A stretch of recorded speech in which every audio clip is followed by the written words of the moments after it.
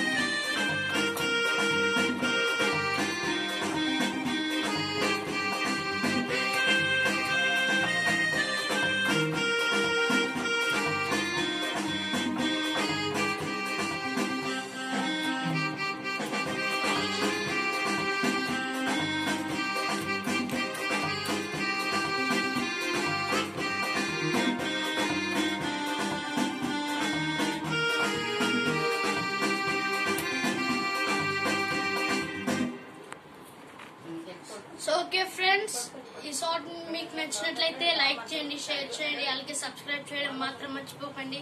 అలాగే పక్కన ఉన్న బెల్ ఐకాన్ క్లిక్ చేయండి. Thank you.